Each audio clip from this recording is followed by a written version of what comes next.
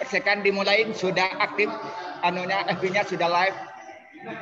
Ya, silakan Pak Dai. Bisa dimulai. Baik, assalamualaikum warahmatullahi wabarakatuh. Waalaikumsalam warahmatullahi wabarakatuh. Bismillahirrahmanirrahim. Alhamdulillahirrahmanirrahim. Wassalatu wassalamu ala asyrofil anbiya'i wal mursalin Sayyidina Muhammadin wa ala alihi washabihi ajmain. Amma ba'du. Puji syukur kehadirat Allah Subhanahu wa taala, pada siang hari ini kita bisa mengikuti seri dialog 9 ya, YAI Jawa Timur bekerjasama dengan MES Lumajang dan UKPK IAIN Jember yang hari ini mengangkat topik tentang asuransi syariah.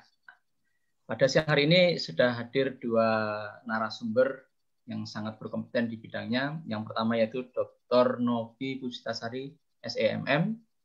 Beliau Ketua Jurusan Manajemen Fakultas Ekonomi dan Bisnis Universitas Jember.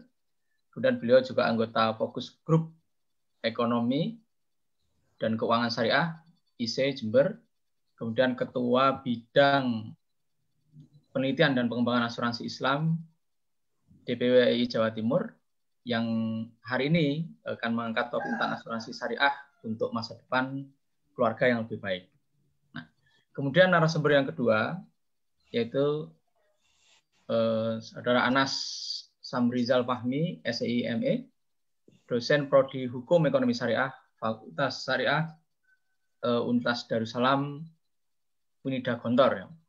Beliau juga sebagai Sekretaris Komisariat YAI Unida Gontor yang hari ini akan mengangkat topik tentang asuransi syariah sebagai alternatif pengganti BPJS. Nah, ini dua topik yang sangat menarik pada siang hari ini.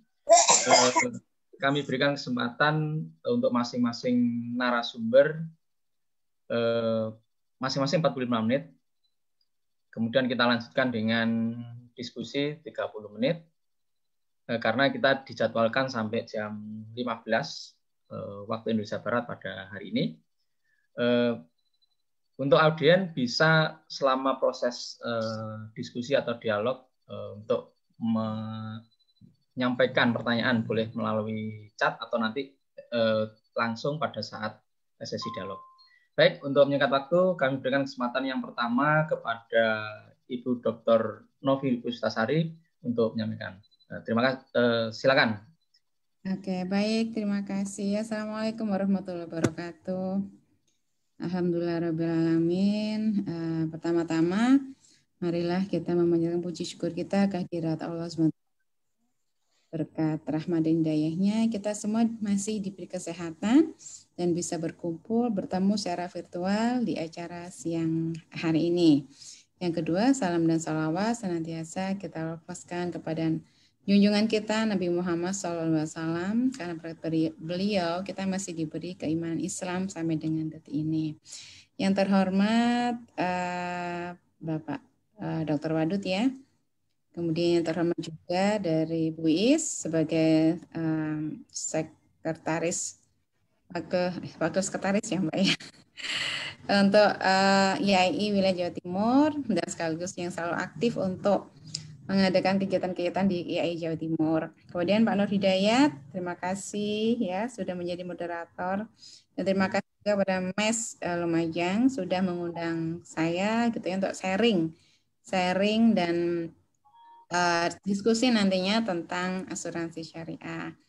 Untuk partisipan yang lainnya, terima kasih untuk mahasiswa-mahasiswa saya ya, yang khususnya dari Prodi Ekonomi Syariah, Ekonomi dan Bisnis Universitas Jember. Jadi kebetulan saya memang banyak mengajar Prodi Ekonomi Syariah ya. Walaupun saya sebenarnya basicnya orang manajemen, jurusan manajemen, tapi kan fokus ilmu saya itu di keuangan Islam dan saya sudah punya brand syariah gitu ya. Kalau di Fakultas Ekonomi di UNED, maka saya banyak diperbantukan untuk mengajar di Prodi Ekonomi Syariah.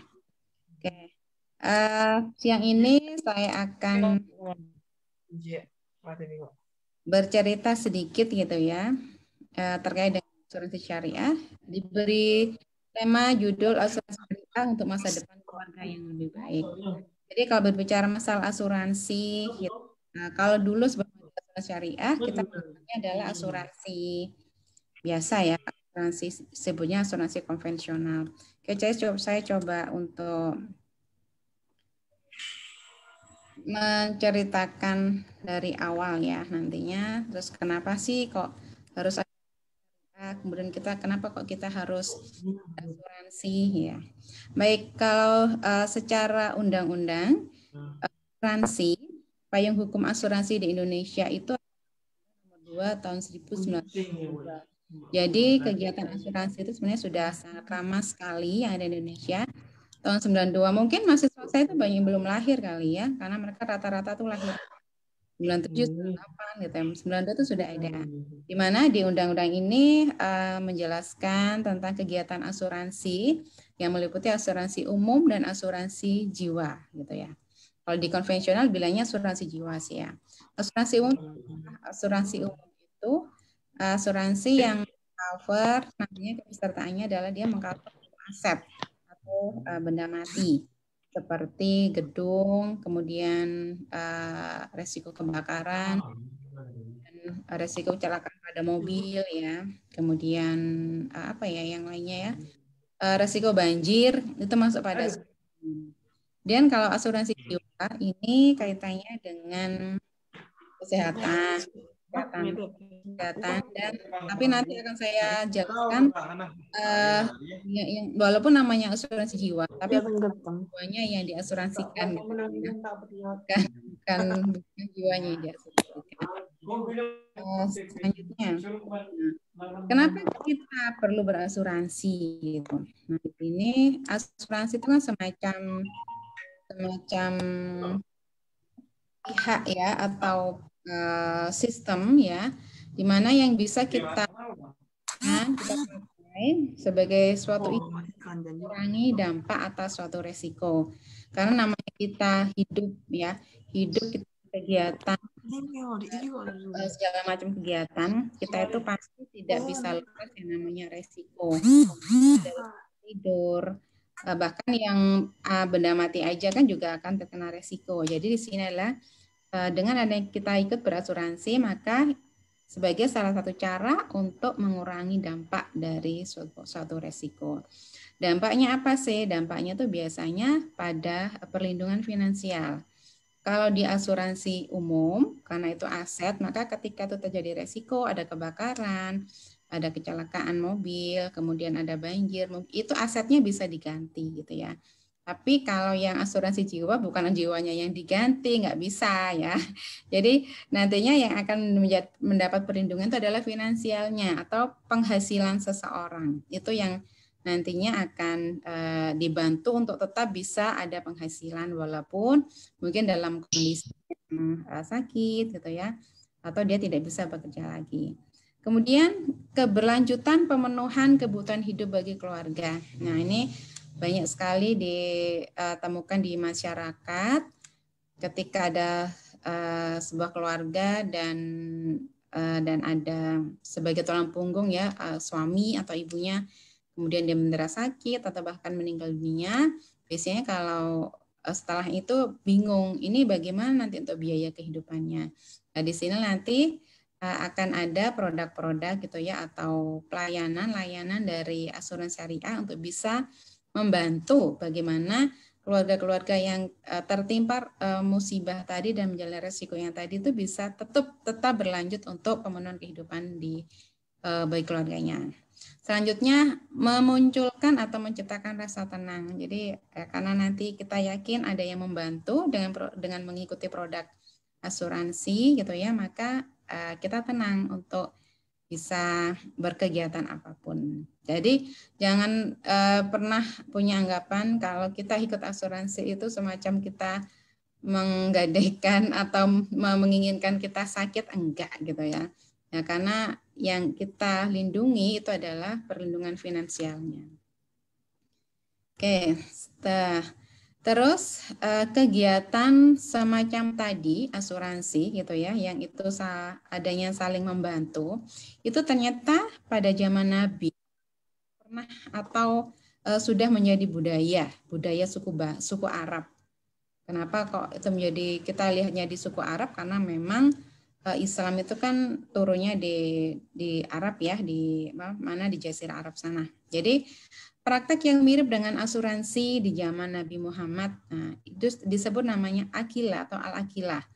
Jadi di sini akilah itu adalah sebuah denda gitu yang nantinya tuh harus dibayarkan oleh kerabat yang membunuh gitu ya. Jadi jika salah satu anggota keluarga terbunuh oleh anggota suku lainnya, maka pewaris korban akan dibayar sejumlah uang darah yang disebut dengan diat. Nah, jadi akilah itu di Arab itu kan banyak suku-suku gitu ya. Kemudian ketika salah satu keluarganya itu terbunuh oleh suku yang lainnya, maka nanti anggota keluarga yang membunuh itu harus membayarkan denda atau disebut dengan diat atau uang darah namanya. Dan hal ini sudah menjadi kebiasaan dan budaya suku Arab sejak zaman dulu. Persamanya apa di sini? Nah, di sini persamanya ketika seseorang itu mendapatkan sebuah resiko yang terkait dengan kehidupannya, maka nanti ada pihak lain yang membantu. Nah, di sini kalau yang di zaman Nabi itu yang membantu adalah dari keluarga si pembunuhnya, mereka harus membayar uang darah tersebut diat itu. Sedangkan kalau nanti di asuransi, khususnya di asuransi syariah itu adalah nanti yang membantu adalah sesama peserta asuransinya. Seperti itu. Kemudian dulu kita tahunya asuransi konvensional, namun kita sebagai Muslim umat Islam ada perintah agama Islam pada umatnya ya. Bahwa bermuamalah dengan menghindarkan diri dari transaksi yang mengandung maisir, haram, riswat, tadlis, zalim, najasih, dan lain-lainnya. Jadi ini sudah aturan kita bermuamalah itu kita bertransaksi atau bertransaksi dengan sesama manusia ya, bahwa hal-hal inilah yang harus dihindarkan agar transaksi yang kita jalankan itu benar sesuai dan kalau asuransi yang dijalankan dengan sistem konvensional itu ditengarai atau banyak yang mengatakan itu masih mengandung yang namanya maisir, gharar, dan riba seperti itu. Maka karena adanya dorongan untuk bertransaksi secara Islami, maka disinilah mulai para ekonom Islam itu mulai memikirkan bagaimana kita membuat konsep asuransi yang itu sesuai dengan agama Islam atau sesuai dengan perintah syariah. Sehingga di sini mulailah asuransi dijalankan dengan dua sistem, asuransi konvensional dan asuransi syariah. Nah, itulah ini ya dasar pemikiran kenapa kok harus ada asuransi syariah. Asuransi syariah itu bisa disebut dengan takaful. Takaful itu artinya kafal menanggung ya, saling menanggung untuk membantu, atau ta'awun saling tolong menolong. Kalau di luar negeri itu banyak yang mengistilahkan takaful. Jadi kalau kita membaca di artikel-artikel jurnal internasional, mereka banyak menyebutnya takaful. Nah, itu sama dengan asuransi syariah. Kalau di Indonesia kita menyebutnya sebagai asuransi syariah. Seperti itu. Praktek asuransi, berbicara prakteknya ya. Jadi sejak zaman dulu sebenarnya sudah banyak ya, atau sudah terjadi praktek asuransi Islam di dunia. Ini coba saya bacakan aja. Ini saya ambilkan dari artikel saya yang ternyata saya menulisnya sudah sangat lama, tahun 2011. Praktek asuransi syariah berawal pada pendapat Dewan Jurisprudensi Islam Liga Dunia Muslim di Mekah, di Arab Saudi, yang menyetujui adanya asuransi kooperatif. Jadi kalau dilihat dari kata kooperatif berarti dia bekerja sama gitu kan ya. Organisasi asuransi atau dasar kooperatif dimotivasi oleh sebab yang sama dan pada hakikatnya mengikuti perkembangan yang sama baik di zaman modern maupun di zaman kuno. Suatu negara Islam seharusnya menganjurkan pembentukan suatu industri asuransi yang dimotivasi oleh jiwa kooperatif. Kemudian di dalam sistem asuransi kooperatif tersebut, dana asuransi adalah para dermawan. Jadi para dermawan itu mereka menyumbang dana dan sumbangan mereka itu disebut dengan donasi. Tujuannya untuk menanggung kerugian yang menimpa salah satu atau siapa saja ya dari para penyumbang itu secara bersama-sama. Jadi para dermawan itu mengumpulkan uang, kemudian uangnya itu digunakan untuk membantu pada salah satu anggota yang menyumbangkan tersebut. Kompensasi yang diberikan bertalian dengan kerugian yang diderita, ya, dan bukan suatu jumlah tertentu yang disetujui antara pengasuransi dan yang diasuransikan pada waktu perjanjian dibuat. Jadi itu praktek asuransi Islam di dunia. Setelah itu dilanjut lagi prakteknya secara real, ya. Itu pada dekade tahun 70-an di beberapa negara Islam atau di negara-negara yang mayoritas penduduknya Muslim, bermunculan asuransi yang prinsip operasionalnya mengacu kepada nilai-nilai Islam dan terhindar dari unsur yang diharamkan Islam. Dan pada tahun 79, Sudan Faisal Islamic Bank, Faisal Islamic Bank of Sudan, kebalik ini ya, mengambil prakarsa untuk mendirikan perusahaan asuransi atas dasar kooperatif. Jadi tadi konsepnya konsep dari asuransi kooperatif yang dimunculkan pertama di Liga Arab di Mekah, itu kemudian diadopsi oleh Faisal Islamic Bank of Sudan dengan membuat sebuah perusahaan asuransi atas dasar kooperatif yang pertama di Sudan, yang pertama di Sudan, di mana jenis asuransinya itu adalah asuransi muatan laut, asuransi kapal, kebakaran dan pencurian penerbangan, semacam itu. Lebih pada asuransi asetnya atau asuransi umumnya. Dan bagaimana asuransi syariah di Indonesia gitu ya. Nah, prakteknya asuransi syariah di Indonesia itu diawali dengan berdirinya PT Asuransi Takaful Keluarga pada tahun 1994 dan PT Asuransi Takaful Umum pada tahun 1995. Praktek asuransi syariah Indonesia itu sebenarnya mengikuti daripada praktek perbankan. Kalau perbankan itu kan awalnya tahun 92. Kemudian asuransi syariah tahun 94. Kenapa? Karena pada saat itu praktek perbankan syariah sudah ada. Tapi padahal di perbankan syariah itu transaksinya itu seringkali membutuhkan namanya asuransi. Sehingga ketika ada asuransi syariah, perbankan syariah waktu itu Bank Muamalat Indonesia itu masih menggunakan asuransi konvensional, sehingga kan mulai berpikir banknya sudah syariah gitu ya, masa sih asuransinya masih tetap yang konven. Nah, sehingga mulailah didirikan PT Asuransi Takaful Keluarga dan kemudian disusul oleh PT Asuransi Takaful Umum untuk mengikuti, memfasilitasi atau melengkapi daripada transaksi yang dibutuhkan oleh perbankan. Namun tidak hanya untuk memenuhi kebutuhan dari Bank Muamalat Indonesia, tetapi akhirnya PT Asuransi Takaful Keluarga dan Umum ini juga mengembangkan dirinya untuk bisa melayani secara umum. Nah, kalau asuransi syariah di Indonesia itu awal itu atau dasar hukumnya itu mengikuti fatwa dari DSN, Dewan Syariah Nasional MUI. Fatwa yang pertama tentang pedoman umum asuransi syariah muncul tahun 2001. Jadi bisa dibayangkan fatwanya itu muncul setelah praktek daripada asuransi syariah itu setelah berjalan sekitar 7 tahun. Nah, masyarakat waktu itu sudah mulai bertanya-tanya apakah praktek daripada asuransi syariah yang sudah ada itu sudah sesuai syariah gitu ya atau sesuai Islam. Sehingga dimunculkanlah atau dikeluarkanlah fatwa DSN MUI itu untuk meyakinkan masyarakat bahwa praktek yang sudah dijalankan itu memang sudah sesuai dengan aturan dalam Islam. Ya. Kemudian itu kalau di fatwa DSN MUI itu sudah didefinisikan bahwa asuransi syariah atau takmin, takaful atau tadamu adalah usaha saling melindungi dan tolong menolong di antara sejumlah orang atau pihak melalui investasi dalam bentuk aset dan atau tabaruk yang memberikan pola pengembalian untuk menghadapi resiko tertentu melalui akad atau perikatan yang sesuai dengan syariah. Setelah itu pada tahun selanjutnya sudah mulai banyak bermunculan fatwa DSN MUI yang mengatur tentang asuransi syariah. Selanjutnya kalau dari sisi aturan perundang-undangan di negara Indonesia yang mengatur tentang asuransi syariah itu baru muncul tahun 2010.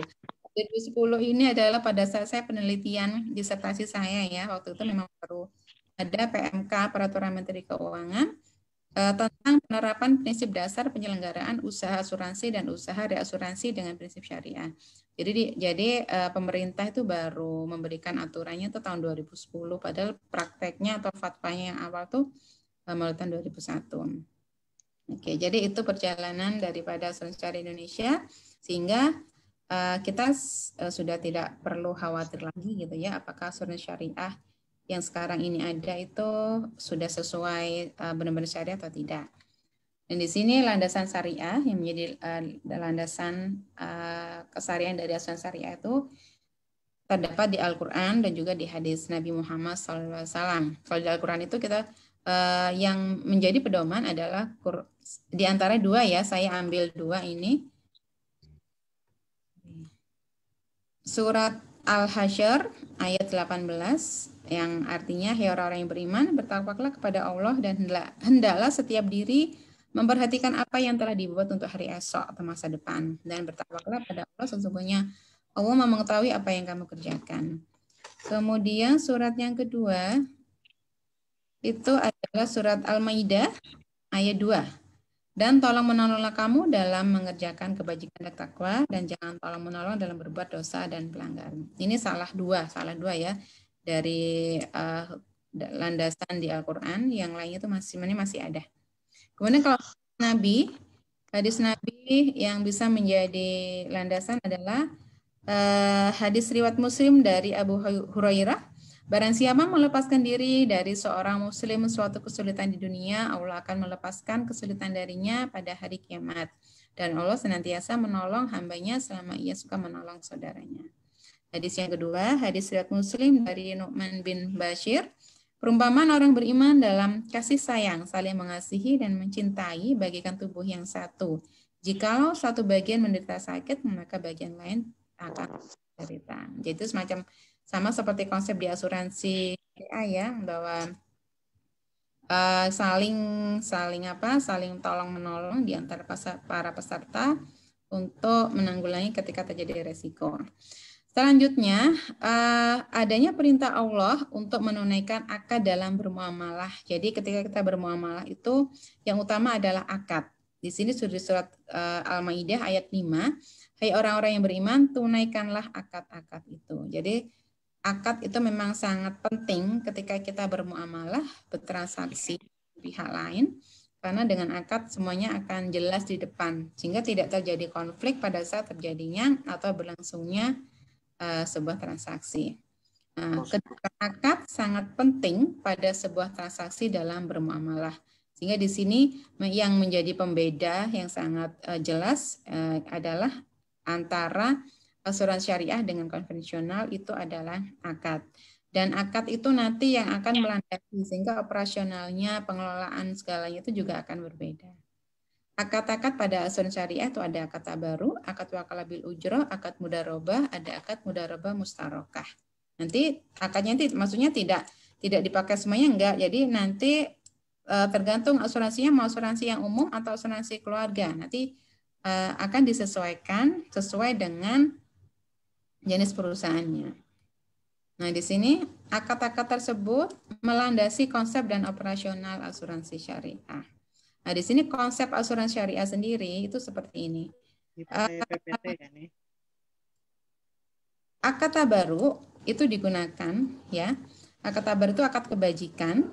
Di mana akad tabaru yang digunakan adalah akad hibah. Di sini para peserta itu bertabaru atau saling tolong menolong dengan dia berhibah sejumlah dana, di mana dana ini nanti dikumpulkan di antara para peserta untuk membantu ketika salah satu pesertanya mengalami resiko, gitu ya. Jadi kan sama tadi ya dengan asuransi kooperatif yang dicetuskan pertama kali oleh Liga. Kemudian dengan fatwa dari SN, nah akadnya juga seperti itu. Kemudian posisi daripada perusahaan asuransi, kalau di asuransi syariah itu sebagai operator atau sebagai pengelola. Dibuka dulu PPT-nya. Mengelola apa? Mengelola dana dari milik peserta atau dana tabaruk. Kemudian ada akad wakalah bil ujroh, ada akad mudarobah. Itu untuk apa? Nah, akad wakalah bil ujroh ini digunakan antara para peserta dengan perusahaan, di mana dana tabaruk yang terkumpul tadi itu akan dikelola oleh perusahaan asuransi syariah dengan dilandasi akad wakalah bil ujroh. Di sini perusahaan asuransi syariah diberi hak ya sebagai wakil peserta untuk mengelola dana-dana yang terkumpul ini, dan perusahaan asuransi itu akan mendapatkan ujroh. Ujroh itu apa? Ujroh itu semacam ongkos fee gitu ya, sebagai jasa lelahnya mengelola dari dana tabaruk atau dana kumpulan dari peserta ini. Kemudian akad mudharabah itu dipakai dengan mudharabah musyarakah lah. Di produk asuransi syariah itu juga ada produk-produk yang ada unsur tabungan dan juga ada unsur investasinya. Nah, di sana ketika ada unsur tabungan, maka nanti akad mudharabah itu akan melandasi ya atau dilakukan antara peserta dengan perusahaan asuransi untuk mengelola daripada tabungannya dan hasil investasi tabungan. Kalau menggunakan akad mudharabah berarti nanti akan ada bagi hasil yang itu nanti akan dibagi antara pemiliknya, si peserta dengan perusahaan. Kalau investasinya atau tabungannya menggunakan akad wakalah ujroh, ya nanti perusahaannya akan mendapatkan ujroh saja, tidak dapat bagi hasil. Sama juga dengan mudharabah mustarokah. Nanti akan ada bagi hasil yang dibagi antara peserta dengan yang dibagi itu bagi hasil investasinya ya. Hasil investasi dari tabungan atau hasil investasi dari dana investasinya antara peserta yang punya gitu ya, yang punya investasi dan tabungan dengan perusahaan asuransi semacam itu. Mudharabah dan mudharabah musyarakah. Tahu bedanya? Saya yakin tahu ya. Mahasiswa saya wajibkan untuk ada share screen di tengah chat lawan record. Seperti itu. Nah, ini akad tajam itu konsepnya itu sudah berbeda dengan konvensional, asuransi konvensional. Pengelolaan keuangannya itu juga sangat berbeda ya. Di sini akad itu jelas-jelas sangat mempengaruhi daripada pengelolaan. Jadi dengan adanya akad tabaruk dan ya, tabaruk dan akad wakalah ujroh, maka di sini menjadikan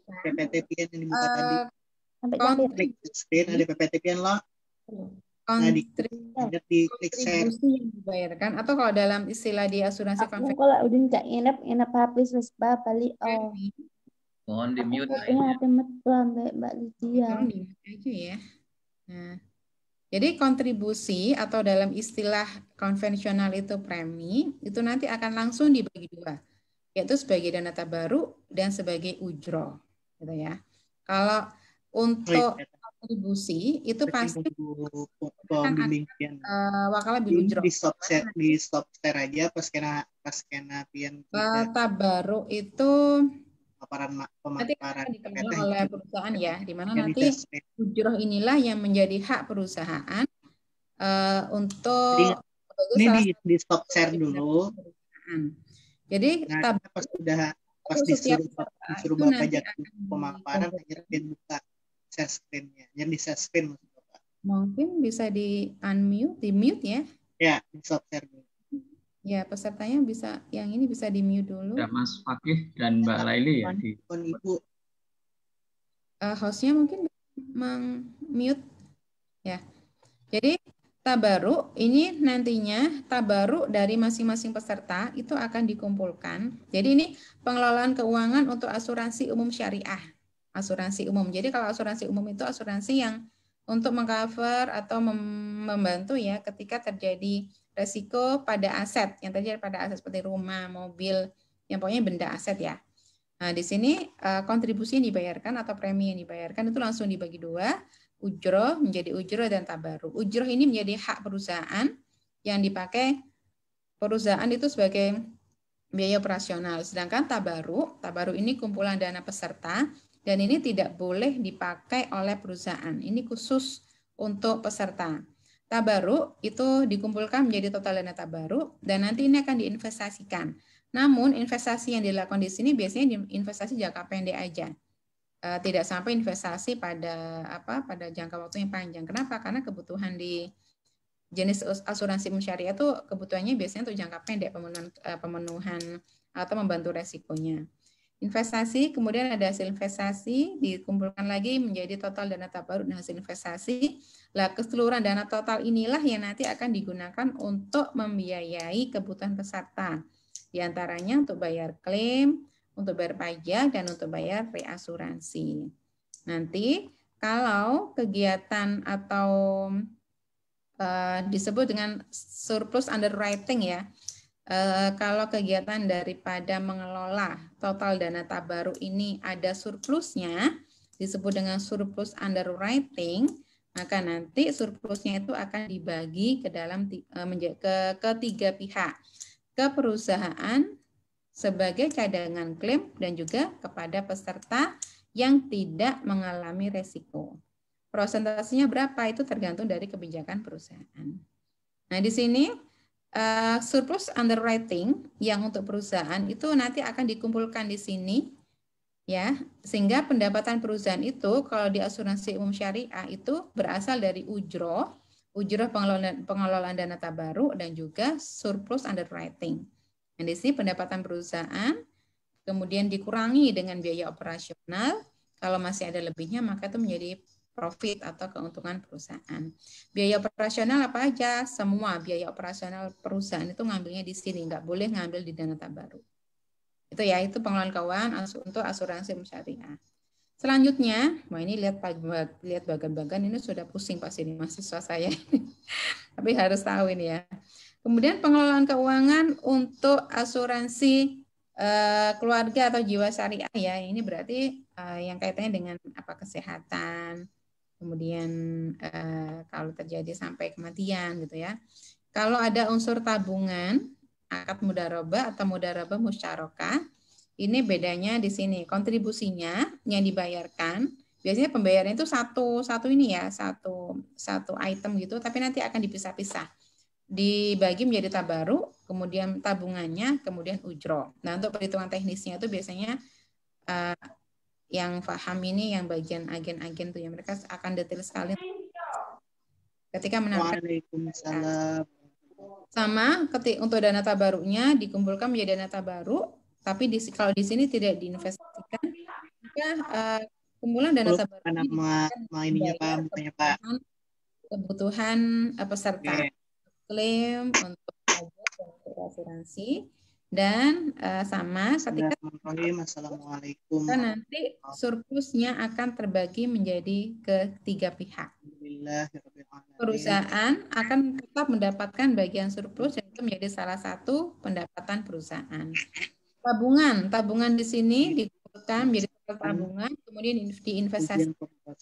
Ada hasil investasinya lah. Kalau menggunakan akad mudharabah, maka nanti hasil investasi perusahaan akan mendapat bagi hasil dari hasil investasinya. Dan nanti hasil investasi itu akan ditotal menjadi total tabungan investasi dan nanti itu akan didistribusikan lagi kalau memang sudah sampai waktunya kepada pemiliknya. Apa sih yang ngomong nih? Di sini sudah sangat jelas ujroh itu menjadi hak perusahaan karena dia sudah mengelola dana tabaruk dan itu menjadi salah satu pendapatan perusahaan. Kemudian kalau pengelolaan keuangan asuransi jiwa atau keluarga syariah dengan unsur investasi dan akad wakalah bil ujroh. Kalau menggunakan akad mudharabah boleh, ya boleh nggak apa, namanya tergantung dari dia memakai akad apa. Kalau menggunakan akad wakalah bil ujroh, bedanya hanya di sini, di hasil investasi. Kalau tadi ketika hasil investasinya itu ada hasil, maka nanti akan ada kalau mudharabah atau mudharabah musyarakah itu akan ada bagi hasil. Marilah kita ini karena menggunakan akad wakalah bil ada ujroh dari jasa pengelolaan hasil investasi. Bedanya hanya di sini aja di ujrohnya. Tidak dalam bentuk bagi hasil tapi dalam bentuk ujroh dan itu nanti akan menjadi salah satu pendapatan perusahaan. Hingga kalau menggunakan akad wakalah bil ujroh pada asuransi jiwa yang ada unsur investasinya, pendapatan perusahaan itu meliputi ujroh dari tabaruk, berarti ujroh dari pengelolaan tabaruk, kemudian ujroh dari kegiatan investasi, dan surplus underwriting. Begitu. Bu, kalau misalkan di sini nggak surplus bagaimana? Ya nggak apa-apa. Terus dari mana uangnya? Kalau nggak surplus, nanti yang akan menalangi dulu itu adalah dari pemegang saham atau pemilik perusahaan, tapi melalui dana yang ada di perusahaan menggunakan akad qardul hasan, dipinjami dulu. Nanti ketika dana tabaruknya sudah cukup dan bisa untuk membayar atau mengembalikan dana yang sudah dipinjami tadi, maka itu bisa dilakukan ketika kita sudah cukup, gitu ya. Kemudian di sini dengan asuransi syariah mewujudkan hidup jadi lebih berkah, terhindar dari gharar, maisir, riba, serta memiliki perencanaan keuangan yang matang baik untuk individu, keluarga, dan perusahaan. Nah, di sini dengan kita mengikuti asuransi syariah, maka kita jelas sudah mengikuti anjuran agama Islam. Kita terhindar dari transaksi yang gharar, maisir, riba. Kita sudah bisa melaksanakan atau melakukan perencanaan keuangan di masa yang akan datang, ya. Keluarga, perusahaan, atau individu lebih bisa menata daripada keuangannya. Oke. Mungkin itu dari saya. Cukup sekian. Terima kasih. Nanti bisa dilanjut dengan diskusinya. Terima kasih. Saya kembalikan kepada Pak Nur Hidayat. Assalamualaikum warahmatullahi wabarakatuh. Waalaikumsalam warahmatullahi wabarakatuh. Terima kasih Ibu Novi. Ya.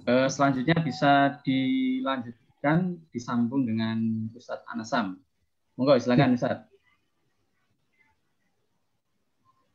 Assalamualaikum warahmatullahi wabarakatuh. Waalaikumsalam warahmatullahi wabarakatuh. Alhamdulillahirabbil alamin wa bihi nasta'inu ala umuri dinina.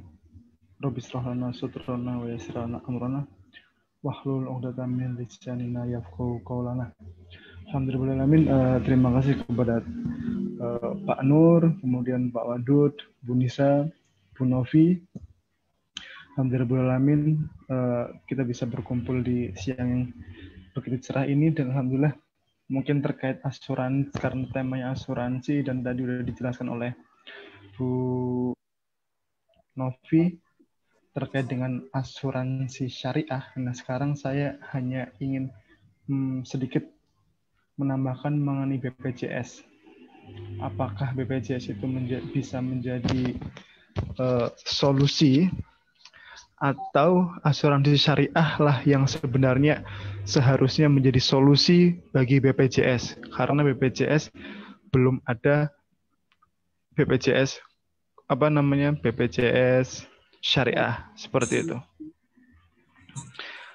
Afwan, sebelumnya screen-nya kelihatan slide-nya? Oke, sudah. Ya, kelihatan Mas Anas, kelihatan Mas Anas. Onji. Oke, kita slide-nya. Seperti ini aja. Nah, di sini apakah asuransi syariah itu bisa menjadi solusi pengganti BPJS? Karena yang kita tahu BPJS itu masih konvensional. Seperti itu. Walaupun ada fatwa DSN MUI, salah satu anggotanya, pengurusnya yaitu Bapak Ustadz Oni, menyampaikan bahwasannya BPJS itu bisa menjadi alternatif. Tapi di sini saya akan menyampaikan bahwasannya sebelum BPJS menjadi alternatif, kira-kira asuransi syariah bisa atau tidak. Seperti itu. Oke. Di sini, nah kita tahu BPJS. Di sini saya ada beberapa gambar. Kenapa fatwa MUI itu bisa mengeluarkan fatwa hukum dari BPJS. Kemudian ada beberapa meme itu, contohnya, Bu, pakai BPJS atau umum? Jawabannya BPJS. Loh, kan haram. Yang haram itu biaya berobat mahal, katanya seperti itu. Nah, kemudian BPJS halal atau haram? Mungkin ya, maaf sebelumnya teman-teman semua mahasiswa ataupun yang sedang mengikuti Zoom ini mungkin pasti 90 bahkan 80% pasti mengikuti BPJS. Saya jamin seperti itu. Termasuk alhamdulillah saya enggak. Maaf.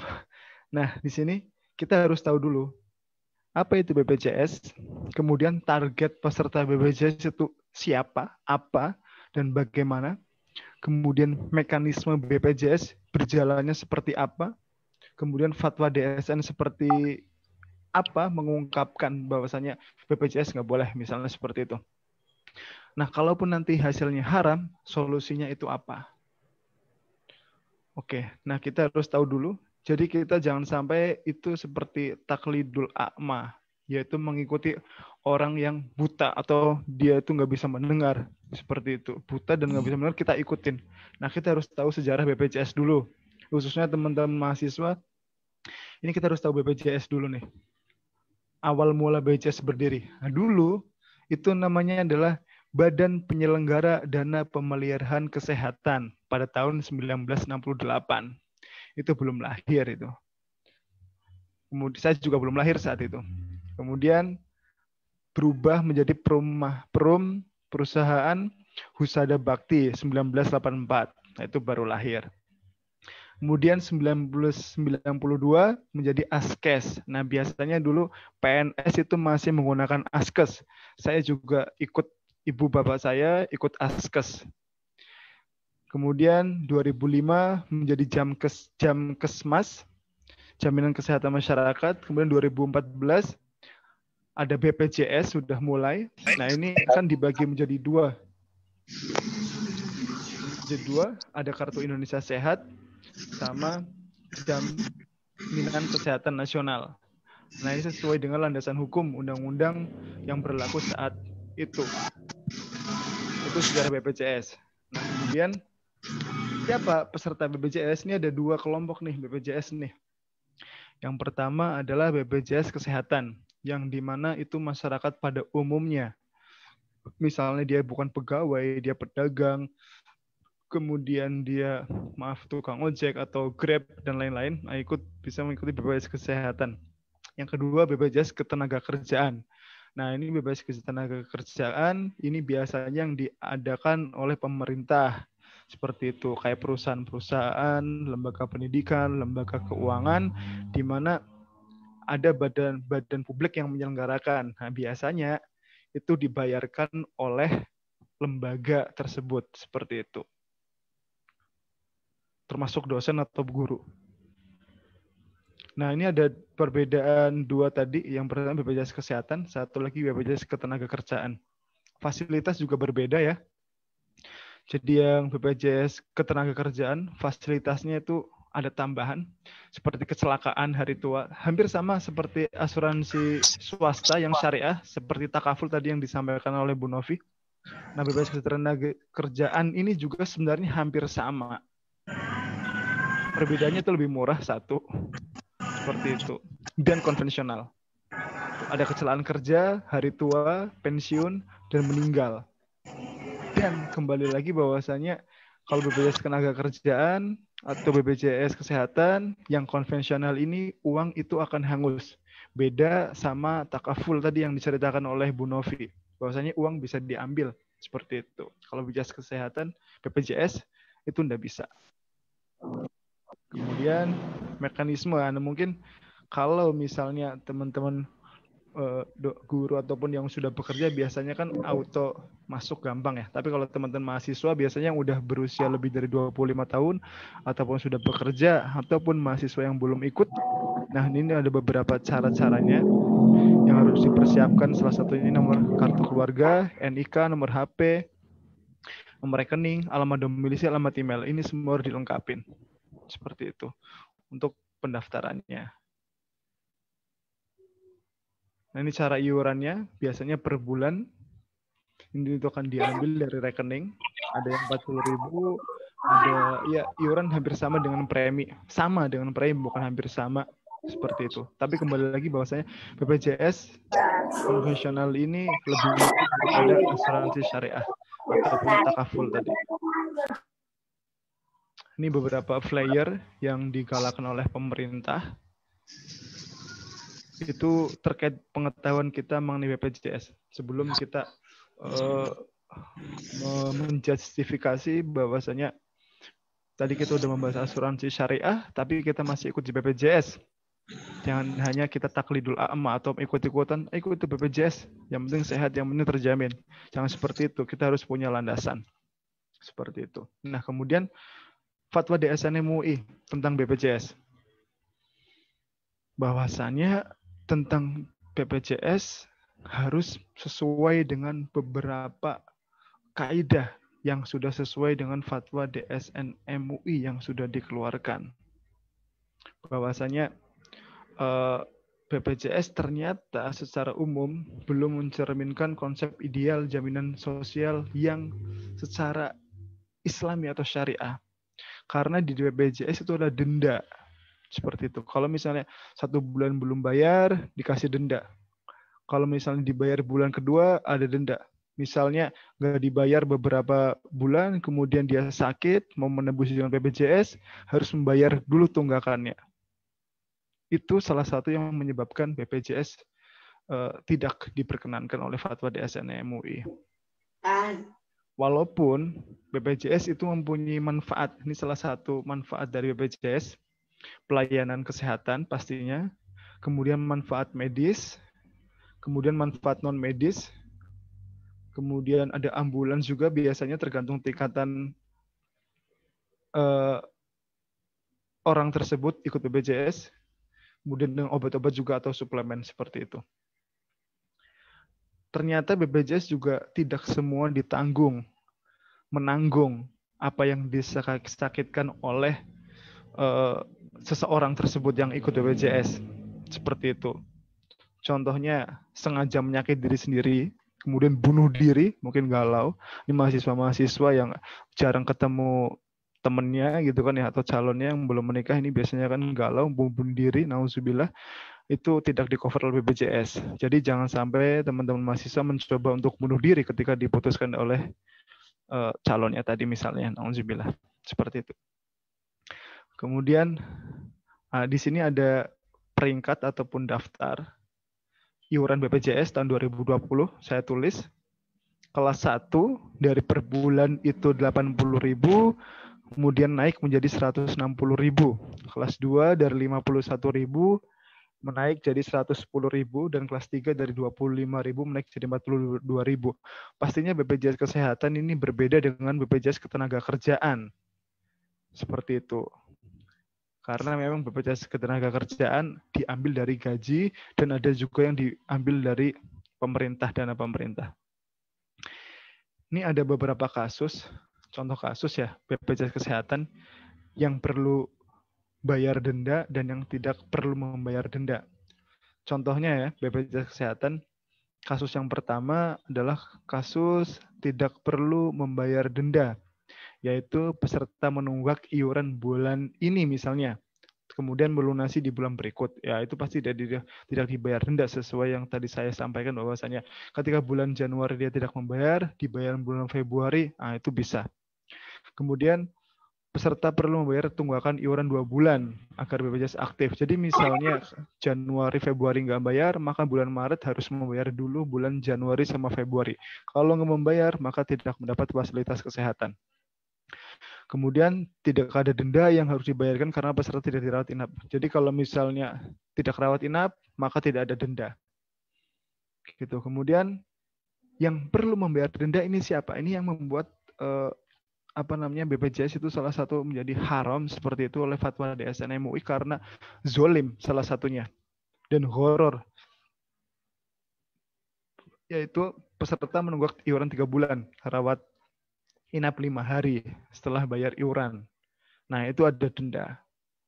Seperti itu karena dia sebelumnya belum membayar iuran 3 bulan, tapi setelah itu dia itu rawat inap. Gitu.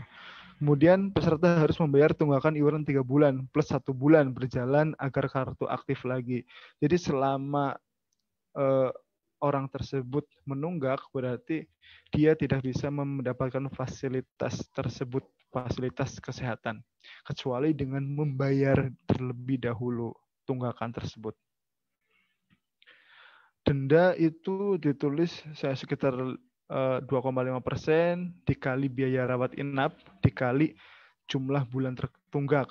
Misalnya berapa? 2 bulan berarti tinggal dikalikan 2,5%, misalnya 5 hari 5 juta, kemudian 2 bulan atau 3 bulan maka hasilnya sekitar 600.000. Nah, itu yang membuat salah satu zolim seperti itu. Nanti kita kalau ada pertanyaan mungkin bisa kita buka sesi tanya jawab. Nah, ini salah satu deskripsi dari fatwa MUI terkait BPJS. Kenapa bisa termasuk konvensional seperti itu? Yang pertama, gharar, ketidakjelasan. Kemudian yang kedua, mukhatarah atau untung-untungan. Yang ketiga ada riba di situ. Oke, yang pertama tadi adalah gharar. Kenapa bisa gharar? Karena kita membayar premi bulanan. Tapi kita nggak tahu kita bisa mendapatkan fasilitas kesehatan itu seperti apa. Misalnya dalam 1 tahun, 12 bulan kita membayar 100.000 per bulan. Maka 1 tahun harusnya kita mendapatkan 1.200.000. Ternyata suatu ketika kita operasi dan biayanya itu lebih daripada 1.200.000. Ini gharar. Seperti itu. Ataupun ternyata dalam 1 tahun kita sehat, alhamdulillah. Ini juga gharar. Karena di sini kita nggak tahu kapan kita bisa mendapatkan fasilitas kesehatan dan berapa jumlah dari fasilitas kesehatan yang kita rasakan. Seperti itu. Rasulullah SAW menyampaikan bahwasanya melarang jual beli gharar. Apa itu gharar? Yaitu keraguan, tipuan, atau tindakan yang bertujuan merugikan orang lain. Seperti itu. Merugikan orang lain ya termasuk merugikan diri sendiri juga. Seperti itu. Kemudian solusi. Nah, ini ada beberapa solusi dari fatwa DSN MUI kepada BPJS, yaitu biar tidak terjadi gharar, peserta membayar premi bulanan karena tidak tahu nih, ya enggak, jelasnya akan diterima berapa, kapan, bisa kurang, bisa lebih, kapan kita sakit. Oleh karena itu, tabungan yang diberikan seharusnya adalah sukarela. Seperti itu. Jadi nanti kalaupun ternyata biayanya lebih besar, berarti tinggal ditambah. Kalau kurang tinggal ditambah. Kalau lebih berarti ya bisa diambil. Itu biar nggak horor. Itu solusi dari fatwa DSN MUI. Kemudian kedua, yaitu untung-untungan. Kenapa untung-untungan? Karena kita tidak tahu. Yang kemungkinan pertama, kita tidak tahu bahwasanya kita sakit kapan atau meninggal kapan. Jadi untung kita bisa sakit. Yang kedua, untung alhamdulillah kalau kita sehat. Seperti itu. Solusi biar nggak ada judi di sini, yaitu pengalokasian kepada dana-dana tabarru, kemudian tabungan investasi, dan ujroh. Contohnya maksud investasi itu seperti di asuransi syariah. Ada unit link. Seperti itu tadi sudah dijelaskan sedikit juga oleh Bu Novi terkait dengan investasi. Kemudian ketiga, ketika klaim yang diterima peserta itu lebih besar. Jadi ternyata dalam 1 tahun baru terkumpul 1.200.000. Ternyata setelah dihitung-hitung biaya rumah sakit, biaya rawat inap, biaya operasi, ternyata sampai 5 juta. Nah, itu pasti riba. Bisa dikatakan dengan riba fadl. Kenapa? Karena lebih daripada uang yang dia tabung, yang kita tabung seperti itu. Karena konsep dari BPJS sendiri kita belum tahu akadnya seperti apa. Kalau di takaful, di asuransi syariah, itu kan akadnya ada dana tabarruk. Seperti itu. Jadi ada dana kebaikan. Oke lah, nggak apa-apa. Berarti kan ketika misalnya uang-uang terkumpulkan, diambil dari dana kebaikan kalau uangnya kurang untuk membayar. Tapi kalau BPJS kan belum jelas untuk akadnya. Oke. Kemudian tadi gharar sendiri di sini ada beberapa macam. Mungkin tidak perlu sedikit saya sampaikan sedikit aja, yaitu ketidakjelasan jenis objek transaksi, kemudian nggak jelasnya objeknya, kemudian sifatnya, kemudian takarannya BPJS tersebut, kemudian waktunya kapan, tadi udah kami sampaikan juga, kemudian serah terimanya, seperti itu. Nah, di sini ada pertanyaan, bolehkah kita mengikuti BPJS? Nah, BPJS di sini itu ada 3 kategori. Yang pertama, PBI, yaitu peserta bantuan iuran. di mana ini gratis dari pemerintah yang disediakan kepada direkomendasikan kepada warga yang tidak mampu. Nah, ini kan gratis tuh. Seperti itu. Yang kedua, non PBI atau bukan termasuk peserta bantuan iuran. Contohnya siapa? PNS, Polri, TNI, ABRI, lembaga perusahaan ataupun organisasi yang pembayarannya ditanggung oleh instansi lembaga tersebut. Dan juga ada yang ditambahin oleh peserta. Yang terakhir adalah yang mandiri, yaitu selain beberapa karyawan, petugas, dan yang bukan miskin, itu yang mandiri. Nah, itu yang termasuk mungkin pedagang kaki lima, tukang becak, atau apa, seperti yang memang tidak dijamin oleh perusahaan. Nah, itu yang biasanya paling rentan untuk mendapatkan gharar. Jadi ada 3 nih, diingat-ingat ya. Yang pertama itu BPJS, di mana pesertanya itu murni gratis. Yang kedua itu ditanggung lembaga. Yang ketiga yang mandiri. Yang dimaksud banyaknya gharar, maisir, riba itu adalah yang mandiri. Karena beberapa biasanya ada yang telat bayar, kemudian tidak bisa mengambil jumlah iuran yang udah diiurkan, kemudian sehat terus. Nah itu. Oke. Nah, dari 3 itu, fatwa DSN MUI akhirnya menimbang, ya enggak, karena ada beberapa masalah, yaitu yang pertama, yang mandiri, di mana peserta membayar premi dengan 3 kategori kelas tadi. Kedua adalah peserta jaminan kesehatan yang dibayar oleh lembaga keuangan. Nah, kemudian ada beberapa pelanggaran pastinya yang tadi saya jelaskan, yaitu salah satunya gharar, kemudian mukhatarah atau untung-untungan, yang akhirnya itu kepada maisir atau judi, kalau tadi udah saya jelaskan ya. Kemudian riba fadl. Seperti itu. Oke, kemudian alasan fatwa DSN MUI mengharamkan, yaitu salah satunya karena tidak sesuai syariah. Tadi udah kita sampaikan ya, bahwasanya akadnya belum sesuai syariah, tidak menggunakan syarat syariah, dan belum adanya sifat atau akad yang biasanya kalau dalam Islam itu kita sebut tabaruk. Seperti itu. Kemudian di fatwa DSN MUI menyampaikan di dalam fatwanya kalau misalnya memang belum bisa sesuai syariah, maka masih bisa dibilang haram. Seperti itu. Nah, tadi udah dijelaskan asuransi syariah sebagai alternatif. Tidak perlu saya jelaskan lagi. Di sini ada beberapa contoh perusahaan asuransi, kayak asuransi takaful, kemudian ada beberapa asuransi lain. Nah, di akhir slide ini pengen saya sampaikan bahwasanya ketika tadi ada permasalahan khususnya kepada peserta yang ketiga, yaitu orang yang membayar secara mandiri, di mana yang mandiri itu satu, kita tidak tahu kapan kita meninggal, kapan kita celaka. Kemudian kita membayar, tapi kita tidak tahu jumlah yang akan kita terima. Fasilitas dari rumah sakit. Seperti itu. Kemudian itu termasuk dalam hal gharar dan maisir.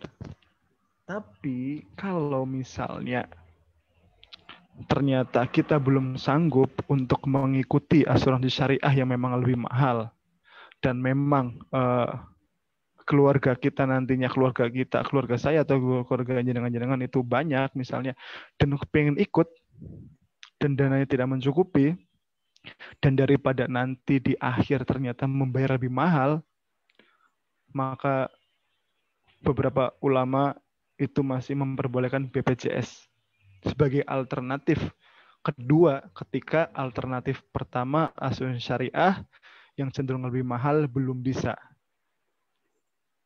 Seperti itu. Mungkin itu aja. Selebihnya saya mohon maaf. Nanti ada beberapa pertanyaan, silahkan. Karena ini lumayan sinkron terkait tadi yang disampaikan Bu Novi. Asuransi syariah kemudian BPJS yang banyak orang memanfaatkan, tapi ternyata ada beberapa fatwa yang mengharamkan, walaupun bisa jadikan alternatif. Mungkin itu saja yang bisa saya sampaikan. Terima kasih. Wassalamualaikum warahmatullahi wabarakatuh. Waalaikumsalam warahmatullahi wabarakatuh. Terima kasih Ustaz Anas. Baik, masih kita kurang lebih 1 jam ke depan bisa diskusi. Silakan kalau ada dari audien yang ingin bertanya. Saya melihat tadi ada 2, mungkin dituliskan kepada Bu Novi dulu. Apakah tadi walaupun sudah dijawab, boleh ditambahkan di sini. Yang pertama dari Mbak Novilia. Jadi Novilia, ya. Novilia, tentang besaran polis itu ditentukan oleh apa ya? Kemudian apakah polis untuk masing-masing produk asuransi itu berbeda? Kemudian yang kedua dari Mbak Aili, apakah itu terdapat perbedaan besaran premi yang dibayarkan tiap peserta? Seperti pada kelas 1, kelas 2, apakah di asuransi syariah itu sama atau beda dengan BPJS, atau mungkin nih pemahamannya apakah BPJS itu juga ada yang syariah, mungkin dari Mbak Laili ini. Silakan Ibu Novi. Oke, baik. Terima kasih untuk pertanyaannya. Jadi baik di BPJS, kesehatan, ketenagakerjaan, dan juga di asuransi ya, asuransi syariah maupun asuransi konvensional, itu pasti akan ada perbedaan jumlah premi atau kontribusi yang harus dibayarkan. Apa yang menjadi penentu ya, penentu daripada besaran yang berbeda-beda itu? Yang jelas adalah fasilitas atau jasa yang ditawarkan. Fasilitas di sini kalau dia memilih kontribusi atau premi yang lebih rendah, nah itu pasti fasilitasnya akan berbeda dengan yang membayar mahal, gitu ya. Seperti sama kalau kita di hotel gitu ya, ada hotel yang harganya murah meriah gitu ya, kemudian ada hotel yang berbintang, hotel yang semalam 1 juta, itu pasti kan berbeda fasilitasnya dengan yang harganya 50.000 sehari. Nah, seperti itu ya. Jadi itu hanya pada fasilitas yang diberikan. Kemudian bisa jadi termasuk fasilitas sih, fasilitas tempat gitu ya, atau fasilitas pada saat pengcoveran resiko. Nah, di sana ketika memilih kontribusi premi yang lebih rendah, pasti nanti pengcoveran resikonya juga akan terbatas. Jadi tidak full semuanya itu tidak sama. Seperti kalau kita mengikuti asuransi mobil gitu kan ya. Asuransi mobil, kalau kontribusi yang dibayar ke dia ada pilihan biasanya 2, all risk sama apa ya, sebagian itu kan. Nah, itu kan beda preminya atau kontribusinya beda yang dibayarkan. Nah, itu pasti nanti yang akan tercover juga akan berbeda. Seperti itu. Untuk Novilia dan Aisyah ya. Novilia Aisyah sama Mbak Leli ya. Mbak Leli kalau di BPJS iya kelas 1, kelas 2, kelas 3. Ya beda Mbak, beda fasilitas ya. 1, 2, 3, nah memilih yang mana, nanti akan fasilitasnya juga akan berbeda. Seperti itu ya. Mungkin itu jawaban dari saya. Cuma nanti kalau, tapi konsepnya sama setelah membayar kontribusi atau premi, nanti dikelolanya dengan konsep yang sama, akan dibagi dan untuk ujroh. Lah besaran dana tabarunya nanti ini juga akan berbeda-beda setiap produk. Itu ada ilmunya lagi itu. Itu yang saya dalami selama ini. Apa sih yang menyebabkan ya dana tabaruk itu proporsinya berbeda-beda. Itu nanti ada ilmu tersendiri. Mungkin itu jawaban dari saya. Silakan. Terima kasih. Ya. Novi yang lain silakan boleh langsung disampaikan. Mungkin ada Ustaz Anas nih, pakar dari hukum syariah nih. Ustaz, saya pernah juga ikuti ada sosialisasi dari salah satu perusahaan asuransi yang menyampaikan bahwasanya terkait tadi itu denda. Malah saya bertanya ini. Nah, terkait denda itu ada yang menyampaikan memang diberlakukan perusahaan itu supaya ini peserta itu disiplin gitu, Ustaz.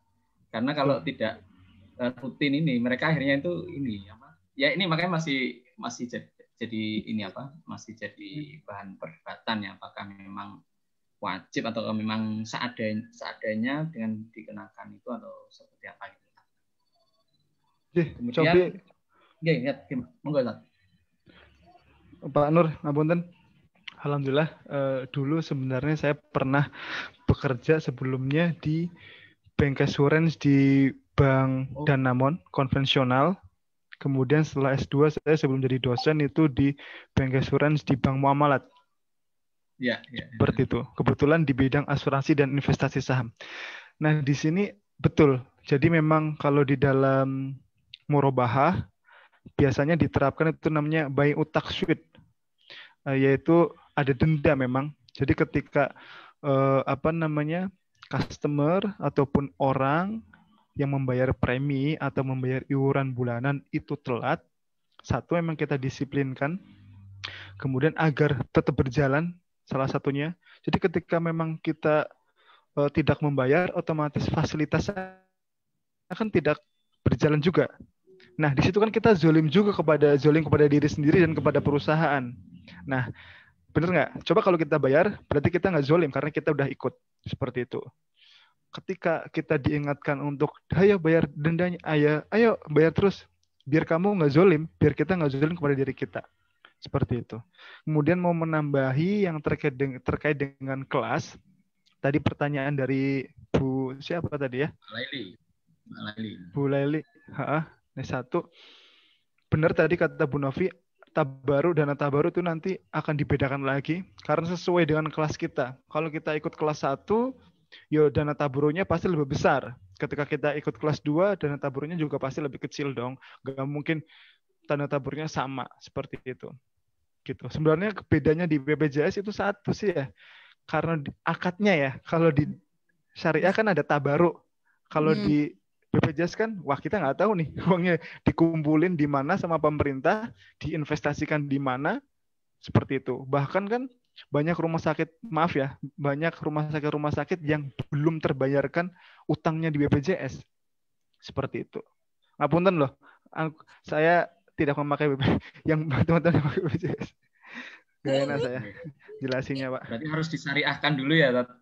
Iya, makanya sebenarnya disyariahkan dulu ya. Menunggu-nunggu gitu ya, pemerintah itu menyelenggarakan BPJS yang syariah itu sebenarnya karena dengan BPJS yang syariah itu kita semakin lega gitu ya, semakin nyaman aja. Betul. Hidup tenang ditambah sudah syariah itu rasanya sudahlah benar-benar ini enak sudah gitu. Tapi kalau sekarang karena masih belum ada ya akhirnya terpaksa kita pakai BPJS. Betul. Kesehatan. Kalau PNS itu kan memang wajib ya Pak Nur ya. Kalau PNS itu pasti harus BPJS kesehatan. Kalau yang BPJS ketenagakerjaan itu bagi yang karyawan-karyawan yang freelance, yang swasta kayak gitu ya. Bahkan di BUMN juga diikutkan BPJS ketenagakerjaan karena nggak ada lagi. Tapi kalau kita mau menambahi sendiri, mau ikut sendiri yang di asuransi di luar BPJS yang swasta, ya boleh, asalan kita itu punya uang. Karena kalau asuransi swasta itu memang mahal ya, untuk preminya atau kontribusinya mahal, tapi fasilitas yang mereka berikan itu juga bagus, seperti itu. Nah, ini ada pertanyaan lagi nih, langsung aja ya saya baca ya. Ya, Mbak Novi. Ya, dari Novi lagi, berarti terbaru itu berorientasi pada nirlaba. Nah, ini harus tahu ya. Jadi memang akad itu dibagi ada beberapa pengelompokan ya. Ada tabaru dan ada juga akad tijaroh atau tijari. Kalau akad tabaru itu kan untuk akad tolong menolong. Tetapi akad tabaru itu bukan akad tabaru satu aja. Ada beberapa akad yang masuk dalam kelompok tabaru. Ada hibah, ada akad hadiah, ada wakaf, ada sedekah, ada akadnya infak maksud akad ya. Pokoknya yang itu niatnya untuk tolong menolong, tidak untuk komersil. Tijaro itu kelompok akad yang tujuannya memang untuk komersil, cari untung, cari uang gitu ya, dan itu diperbolehkan seperti akad jual beli, akad kerjasama, akad sewa menyewa, Kemudian kalau di pertanian itu akad musako, mukarobah, seperti itu ya. Itu memang pengelompokan. Lah di asuransi syariah kita pakai akad tabaruk. Jadi kalau hanya di perusahaan hanya di asuransi syariah yang kita menggunakan akad tabaruk. Kalau di jasa keuangan yang lainnya nggak ada akad tabaruk. Jadi kita di asuransi syariah itu semacam dana sosial ya, dana sosial yang itu kegiatan yang tujuannya memang untuk membantu sesama. Dan di sini membantu sesama sama siapa? Bukan sesama manusia seluruh dunia, tidak, tapi sesama peserta. Jadi ketika kamu mau ikut jadi peserta perusahaan asuransi A, maka nanti kamu akan bertolong-menolong atau saling membantu untuk sesama peserta di perusahaan asuransi A. Nah, itu adalah yang landasi akad tabaruk dan yang dipilih adalah akad hibah. Kenapa kok hibah? Hibah di sini karena apa? Kita bertabaruk, bertolong-menolong dengan cara kita menghibahkan sejumlah uang. Makanya disebut dana tabaruk. Nah, di sini sudah saya jelaskan tadi, dana tabaruk itu tidak boleh dipakai oleh perusahaan. Dana tabaruk hanya khusus untuk keperluan peserta. Apa keperluan peserta yang masuk dalam kelompok nantinya akan dibiayai atau diambilkan dari kumpulan dana tabaruk itu adalah untuk bayar klaim. Klaim ini apa sih? Klaim ini kan wujud dari ketika peserta itu mendapat resiko. Resiko dia ikut asuransi apa gitu ya, asuransi umum atau asuransi jiwa. Nanti ketika dia mendapat resiko, entah itu mobilnya yang harus dibawa ke bengkel, entah dia yang sakit, itu diambilkan dari dana tabaruk tadi gitu. Nah, terus perusahaan bagaimana? Lah, ini juga ada sisi komersilnya juga gitu ya. Untuk akad tijarinya itu kita menggunakan akad mudarobah ketika ada unsur tabungan dan ada unsur investasinya. Terus ada akad wakalah bil ujroh. Sebenarnya akad wakalah itu bukan akad tijari ya, tapi karena ada bil ujroh belakangnya itu maka bisa dikelompokkan sebagai akad tijari. Wakalah mewakilkan dengan cara memberi ujroh atau fee. Mewakilkan untuk apa? Untuk mengelola dana tabaruk tadi. Nah, sekarang kalau saya menyuruh Ustadz Anas gitu ya, Ustadz tolong dong kelolakan uang saya 1 miliar. Ustadz Anas kira-kira mau dengan sukarela begitu, ngelola 1 miliar, gak dikasih apa-apa, atau dengan tulus ikhlas gitu. Nah, kita kan juga nggak boleh zolim ya, karena uang yang dikelola itu 1 miliar itu kan uang banyak. Nah, jadi di sini makanya dikasih ujro, uang lelah untuk perusahaan. Seperti itu. Bedanya kalau di konvensional, asuransi konvensional, seperti juga di BPJS, premi yang dibayarkan atau kontribusi yang dibayarkan itu langsung menjadi milik perusahaan. Nggak ada sudah dibagi. Kemudian nanti kalau ada lebih-lebihnya, seperti tadi ada surplus pengelolaan klaim, surplus pengelolaan preminya itu ada lebih-lebihnya, ya langsung menjadi keuntungan perusahaan. Kalau tadi kan masih dibagi ke peserta yang tidak klaim, dibagi lagi kepada cadangan dana tabaruk, baru nanti sebagian lagi dikasihkan ke perusahaan. Jadi kalau di asuransi syariah itu benar-benar pengelolaan keuangannya benar-benar strict ya, strict banget. Itu jelas karena kita akad-akadnya juga jelas. Nah, kalau secara alur mungkin dari penghitungan ekonominya apa, mungkin kalau dilihat akhirnya mungkin sama, nanti harus bayar sekian, nanti dapat fasilitas kesehatannya di cover sekian itu mungkin sama. Tapi untuk proses ke sananya itu yang membedakan. Nah, di sanalah itu bedanya antara yang konvensional dengan yang syariah, seperti itu. Apa ini? Terima kasih. Ini ada pertanyaan lagi dari Itap Purnasari ini ya. Tentang kitab Al-Ghazali tentang asuransi konvensional diharamkan dan bolehkan asuransi syariah. Yang ingin ditanyakan apakah asuransi syariah benar-benar menerapkan syariah Islam atau hanya labelnya syariah, tapi prakteknya masih ada unsur konvensional. Karena seperti di bank, tidak semua bank syariah menerapkan prinsip Islam. Lalu bagaimana alternatif untuk kita, khususnya masyarakat muslim, untuk bisa menggunakan asuransi yang benar-benar menerapkan prinsip syariah? Mungkin silakan siapa dulu, mungkin Ustadz Anas dulu, mungkin yang pernah di Bayasuran nih bisa Silakan Ustaz operasionalisasi. Anas. Ya, apunten Bu Novi. Iya. Duluan. Oke, untuk Mbak Ita Mariningsih itu pertanyaannya ya. Terkait benar-benarnya syariah atau enggak, saya membuka bocoran sedikit ya. Ada di mana tempat saya bekerja dulu tuh. Jadi bank harusnya ya namanya nisab bagi hasil. Kalau di dalam konvensional itu namanya deposito, harusnya misalnya 7:3 seperti itu. Itu kan wajar ya, deposito konvensional. Kalau di dalam syariah kan itu mudorobah namanya. Seharusnya yang terjadi adalah antara nasabah dengan marketing itu diadakan akad. Misalnya dia nabung 1 miliar, maka dikasihnya 7:3.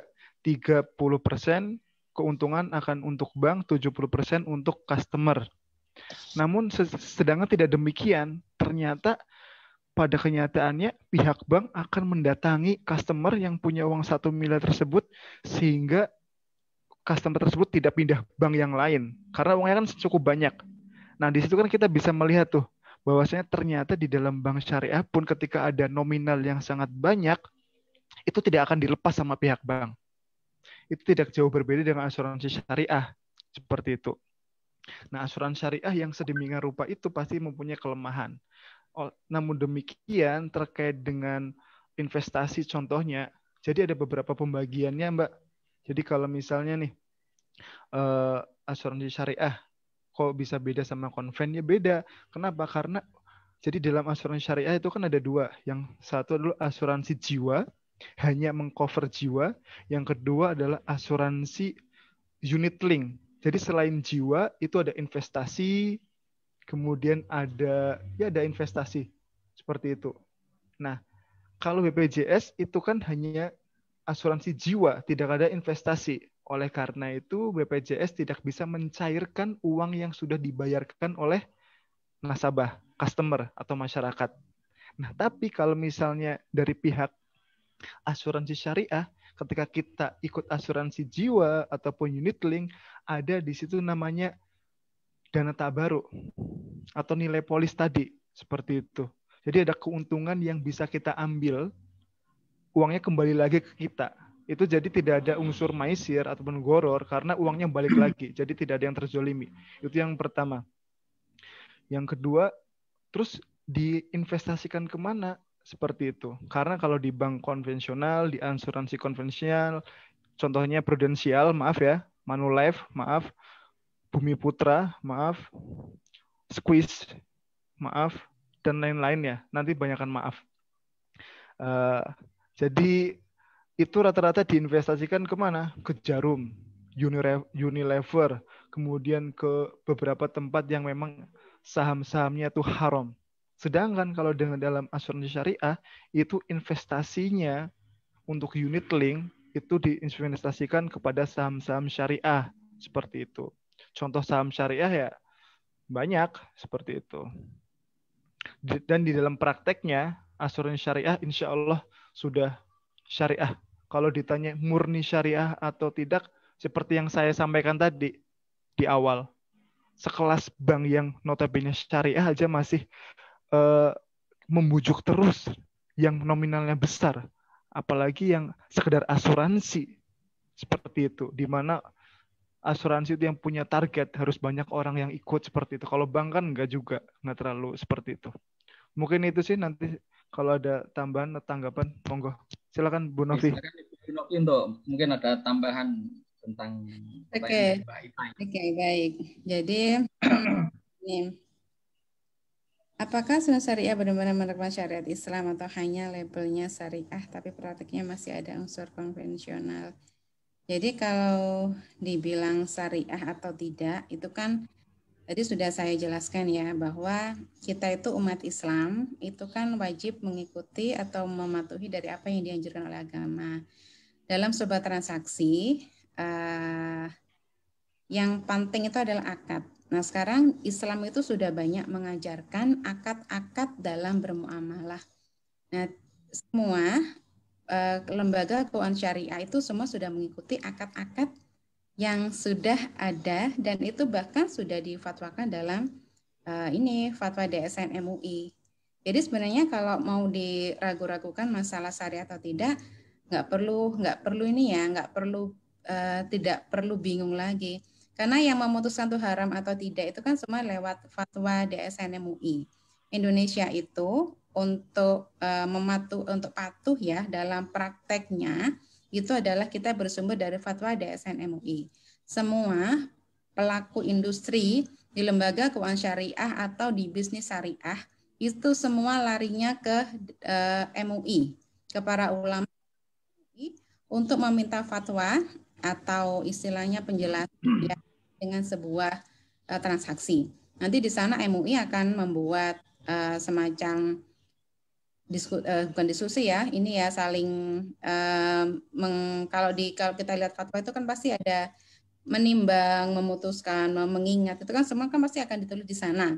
Dan itu landasannya itu sudah Al-Quran, sudah hadis, sehingga nanti ujung-ujungnya pada akhirnya adalah hukumnya apa, boleh atau tidak, kemudian aturannya harus seperti apa, nah seperti itu. Jadi nggak perlu diinikan, sudah nggak perlu khawatir lagi.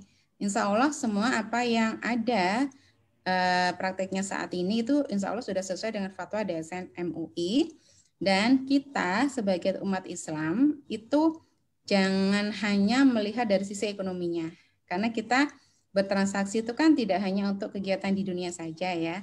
Jadi apa yang kita lakukan di dunia itu nanti sebenarnya kan bekal untuk di akhirat. Nah sekarang kalau ada pilihan di dunia itu ada yang masih benar-benar haram, konvensional gitu ya, yaitu sudah jelas-jelas pakai sistem bunga dan lain-lainnya itu dilarang oleh agama. Kemudian ada tawaran lainnya yang sudah sesuai dengan syariah.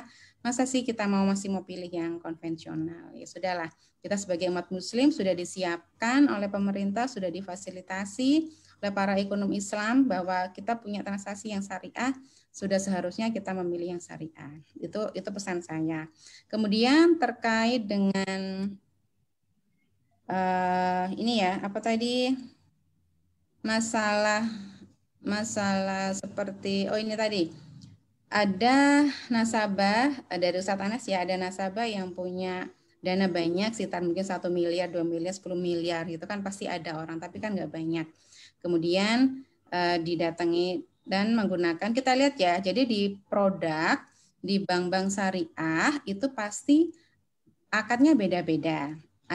Produk tabungan itu ada akad wadiah dan ada akad mudharabah. Tapi jarang sih tabungan yang menggunakan akad mudharabah. Masing-masing akad itu punya syarat, rukun, dan ketentuannya. Jadi kita harus tahu kalau akad wakalah itu konsekuensinya, apa kewajiban kita, apa hak kita. Akad mudharabah itu apa kewajiban kita, apa hak kita. Nah, kalau sudah akadnya pakai akad mudharabah, kita kan tahu mudharabah itu kerjasama, gitu kan ya. Kerjasama, nanti ketika ada hasil dibagi. Nah sekarang kalau memang prosentase gini, kalau dalam bisnis tuh pasti mengikuti ini ya, mengikuti kondisi ya. Ketika kita punya nasabah yang itu sangat mendukung daripada bisnis kita, salahkah kita kalau kita memberikan fasilitas lebih gitu ya? Misalkan kalau masyarakat umum dikasih nisbah, seperti saya punya deposito di Bank Syariah Mandiri, saya dapat nisbah 46%, kemudian banknya dapat 54% berarti. Tiba-tiba saya punya rezeki, saya depositokan uang saya 100 miliar, gitu ya. Kemudian banknya tahu kan, wah ini ada nasabah loyal ini uangnya dia sangat mendukung usaha kita. Nah, kemudian saya didatangi, Ibu, Bu, kita terima kasih Ibu sudah mempercayakan deposito Ibu ke kami. Sebagai bentuk ucapan terima kasih saya, izinkan kami untuk menambahkan nisbah bagi hasil kepada Ibu. Apakah Ibu bersedia? Nah, kalau ditawari seperti itu, apakah kita menolak gitu kan ya? Nah, enggak, itu kan semacam bentuk kesepakatan dulu di awal, mau atau tidak. Jadi makanya setiap transaksi itu harus jelas di awal, diomongkan di awal. Kalau memang setuju, ya kita terima tawarannya. Kalau enggak ya enggak apa-apa. Tapi kan eman-eman kalau kita mendapat tawaran semacam itu mendapat bagi hasil yang lebih besar nih sebahnya, ya nggak ada masalah, namanya bagi hasil kok.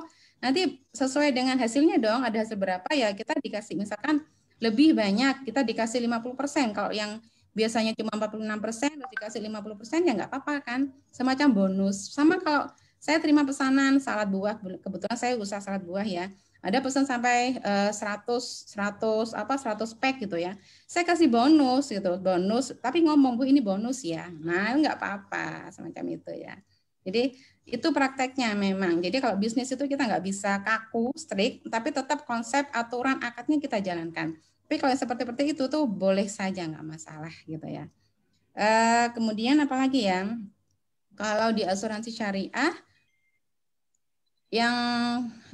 yang jelas di asuransi syariah itu sudah sangat bagus konsepnya, karena dulu pada saat dulu awalnya tuh dulu hanya menggunakan akad tabarru sama akad mudharabah kayaknya dulu tuh ya. Malah akadnya mudharabah. Bayangin nggak kalau asuransi itu pakai akad mudharabah? Dianggap di asuransi itu kegiatannya untuk mencari keuntungan. Padahal kan nggak boleh keuntungan dengan cara yang nggak pasti. Riba, maisir, goror. Jelas sekali kalau menggunakan akad mudharabah masih ada semua seperti itu. Jelasnya yang goror sama maisir sih. Kalau riba mungkin investasinya juga sudah diinvestasikan ke produk-produk atau instrumen yang sudah syariah. Namun berjalannya waktu, sepertinya para ekonom tokoh-tokoh Islam Indonesia itu memikirkan kalau menggunakan akad mudharabah itu kita nggak bisa, itu nggak sesuai sama konsep syariah yang Islam.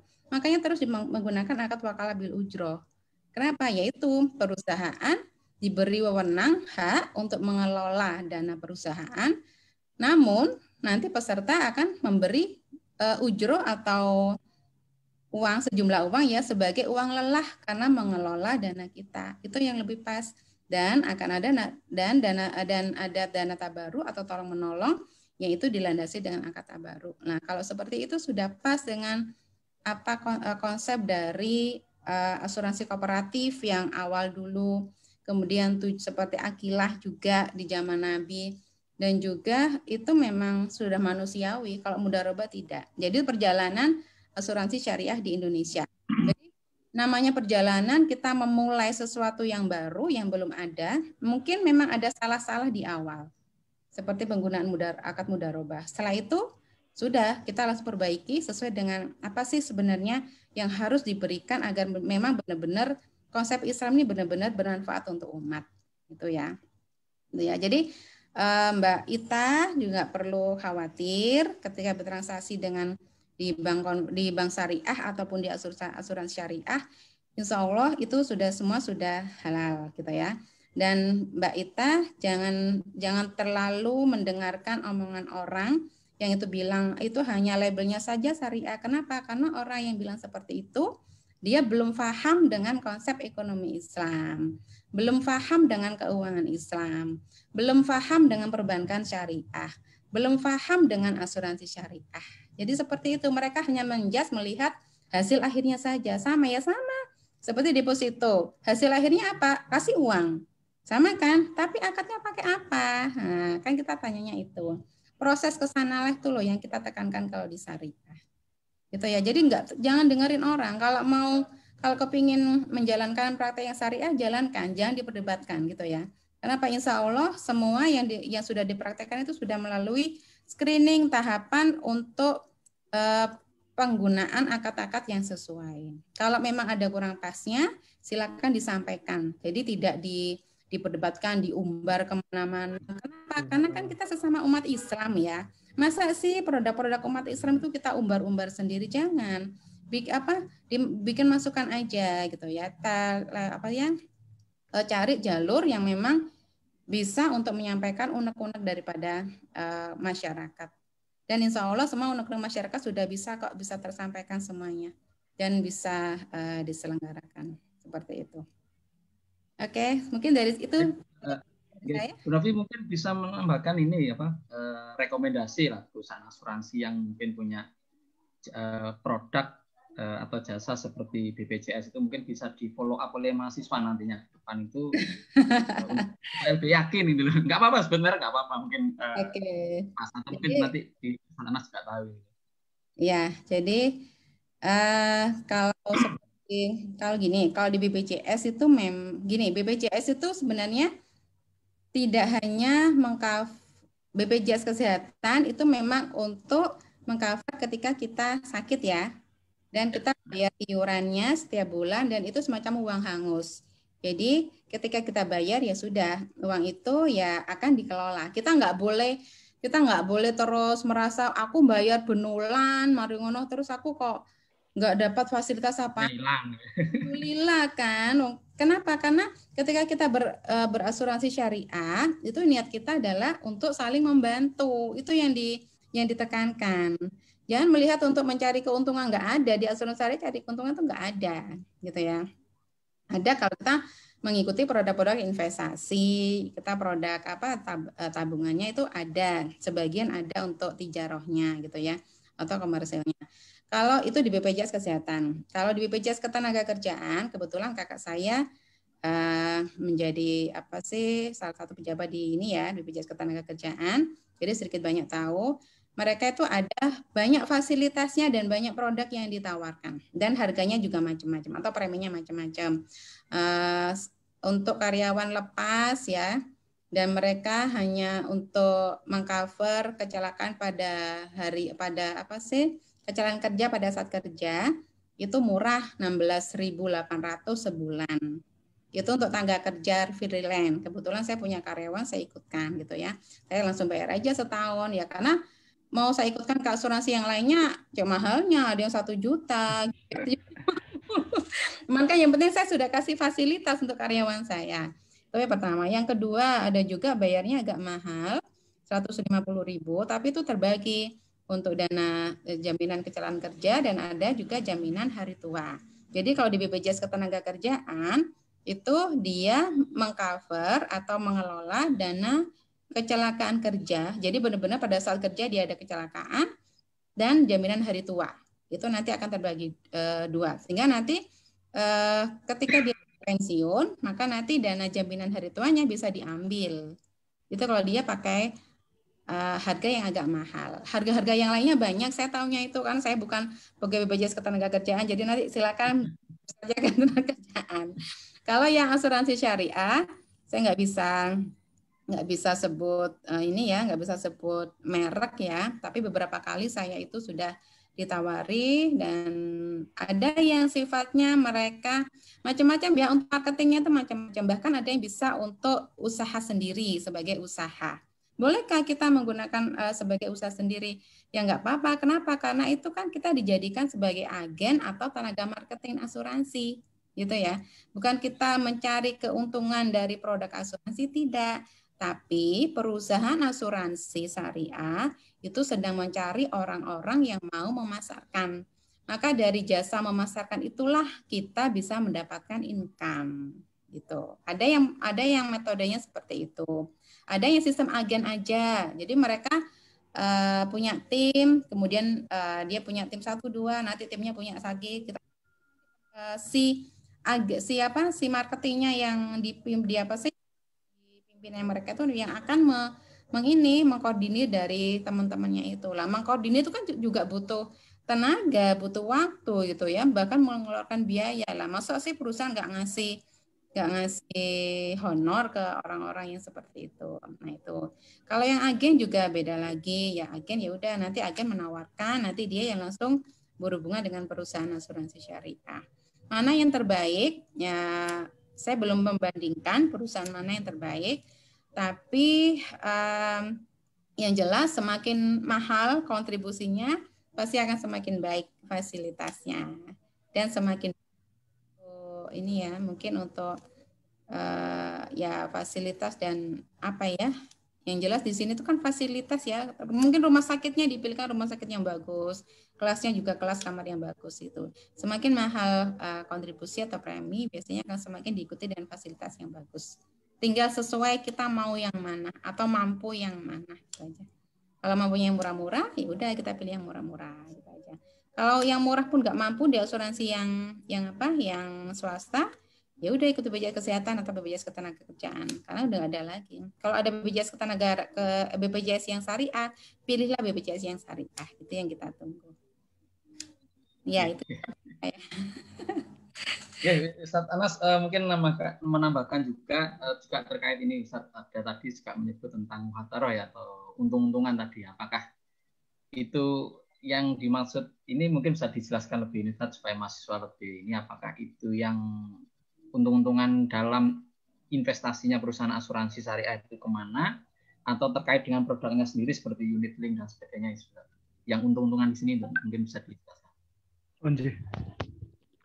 Mungkin yang tadi saya maksud untung-untungan adalah di BPJS. Jadi kita untung-untungan. Contohnya kita ternyata sakitnya hanya bisulen, maka uang yang dibayarkan sedikit kan ya, misalnya 200.000. Alhamdulillah untung. Padahal kita baru bayar sebulan misalnya bayarnya 40.000. Itu untung yang kecil. Ada untung lebih besar lagi, yaitu kita baru membayar premi 3 bulan, tapi ternyata kita nauzubillah ada biaya penginapan yang sampai 5 juta, padahal kita baru membayar 330.000.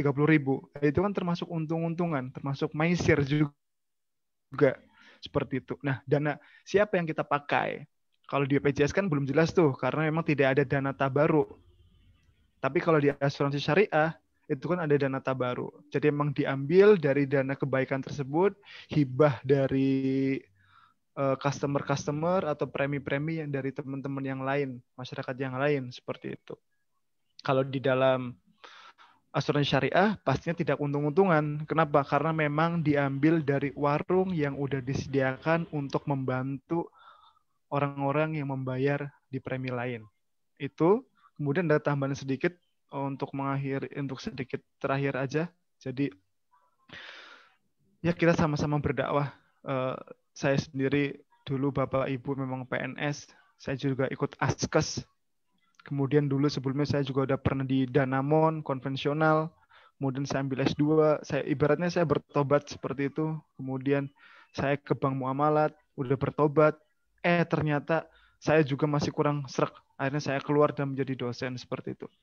Ya, kita sama-sama berdakwah. Yang paling sulit itu adalah berdakwah kepada saudara, kepada orang tua. Kepada saudara itu sulit. Tapi kalau misalnya memang kita kan di Indonesia kita punya ulama, kita punya orang yang beristihad yang ilmunya di atas kita. Ya, kita ikutin aja mereka. Misalnya di ulama menyimpulkan bahwasanya BPJS karena memang belum ada kesehatan, ikut BPJS dulu boleh. Ya udah kita boleh, nggak apa-apa. Itu salah satu hasilnya sebenarnya adalah ikut BPJS kesehatan boleh, tapi kalau bisa ikut asuransi syariah dulu. Kalau memang dananya belum cukup, ikut BPJS tidak apa-apa. Seperti itu. Maka ya tetap kita harus berdakwah seperti itu. Kalau ada kurang lebihnya saya mohon maaf. Kalau misalnya ditanya asuransi syariah yang paling bagus apa? Kalau menurut saya asuransi syariah yang paling bagus adalah yang investasinya besar dan keuntungannya juga besar, seperti itu. Biasanya ada perusahaan asuransi syariah yang memang menawarkan ikut ini nanti investasinya bisa diambil. Biasanya Bumi Putra ataupun apa yang lain, maaf ya, Manulife atau yang lain, nanti uangnya bisa diambil ketika putra bapak nanti naik SMP, ketika putra bapak naik SMA, ketika putra bapak mau masuk kuliah nanti uangnya bisa diambil karena hasil investasi. Itu sangat menarik sekali. Belum lagi kayak Bu Novi itu pernah atau sering pasti tertarik skala itu gitu kan ya. Kalau misalnya Bu Novi ikut dulu tuh mungkin sekarang udah bisa mengambil. Misalnya putra Bu Novi mau masuk SMP, bisa ngambil tuh sekarang. Tapi ternyata mungkin dulu nggak ikut ya kadang-kadang menyesal juga. Seperti itu. Mungkin itu aja sih. Benar nggak Ibu?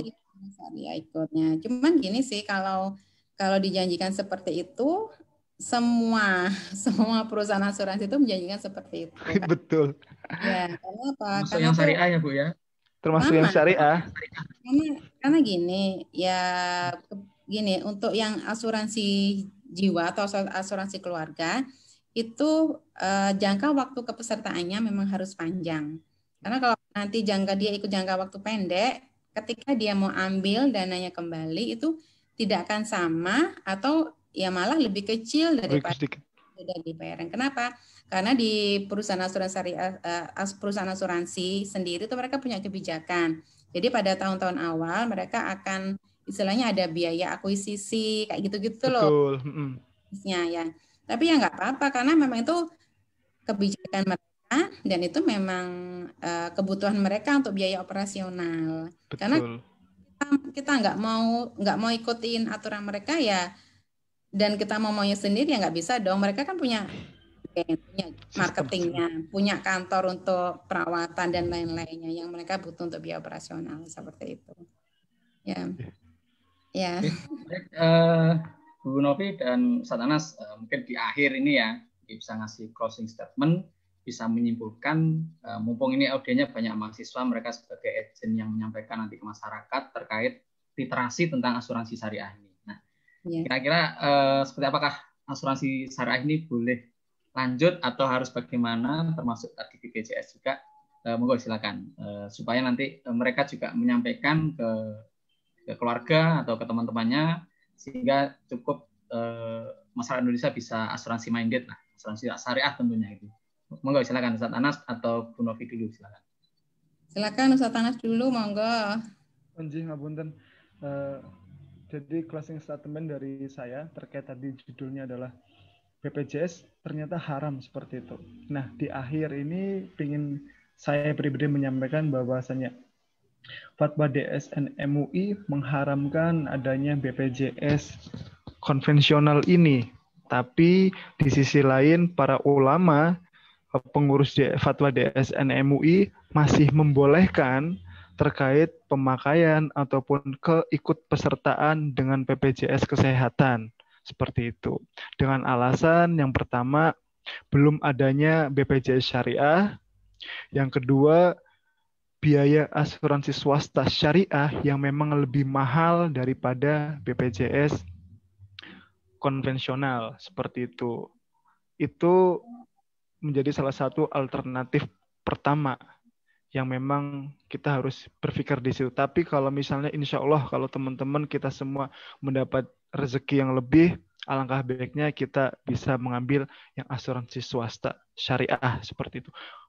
Kalaupun kita dituntut di lembaga perusahaan kita itu wajib mengambil BPJS, karena kalau misalnya nggak ikut BPJS maka dikeluarkan dari perusahaan. Kita kalau bisa di sisi lain kita juga ikut asuransi yang syariah swasta.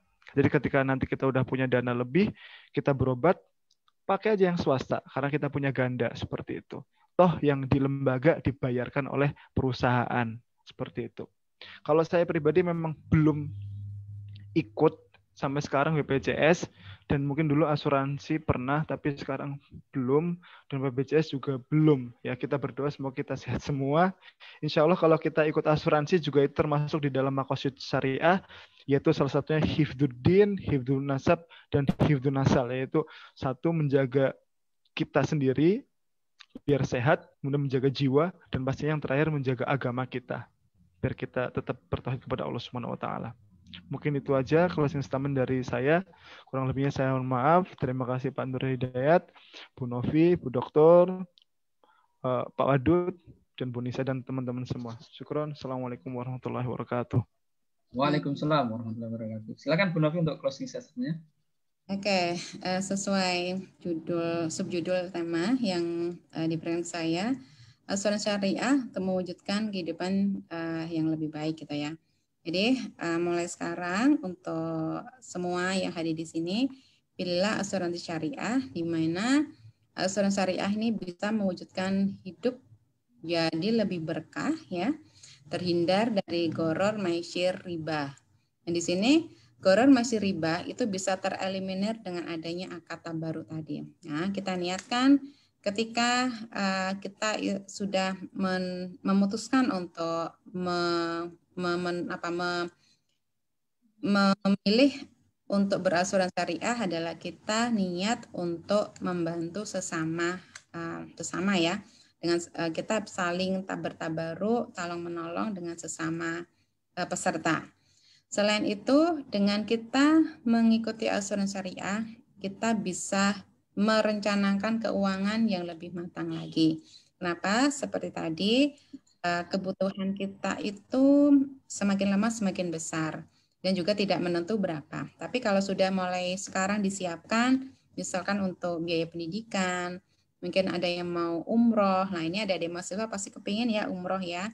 Kemudian ada yang mau berhaji, ada yang mungkin kepingin jalan-jalan atau kepingin punya rumah lah.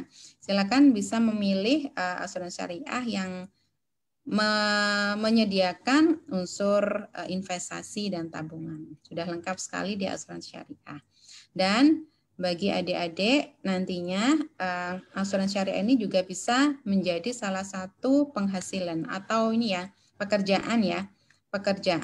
Bahkan banyak orang-orang sukses yang itu mereka awali dan mereka jalankan dengan menjalankan asuransi syariah ini.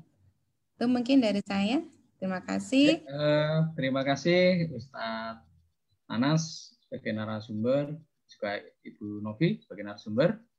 Dan saya sampaikan terima kasih kepada YAI Jawa Timur dan yang kerjasama dengan Mes Lumajang. Mudah-mudahan materi selama 2 jam hari ini bisa memberikan manfaat pada mahasiswa semuanya. Saya ucapkan terima kasih semua atas kehadirannya. Saya akhiri. Bila kita mau saya, assalamualaikum warahmatullahi wabarakatuh. Waalaikumsalam. Ustadz Anas alumni Gontor. Bu Novi. Ya, anak saya di Gontor, Ustadz. Siapa Ibu namanya Ibu? Di Gontor Putri tapi. Oh. Sama Bu Novi. Kelas berapa Bu Novi? Kelas berapa Bu Novi? Kelas 2 di Gontor Putri 5. Di Kediri Ibu ya? Ya, di Kediri. Pak Nur, kelas berapa Pak Nur? Di Gontor Putri 1, Ustaz. Oh, ya. Ya, baru masuk tahun ini kemarin ya, Juni itu ya. Keluarga Gontor semua ini berarti saya juga alumni Gontor, Mbak Novi. Alumni pelatihan Nazir 2 bulan. Alumni Unida. Alumni Unida, Bu Nisa.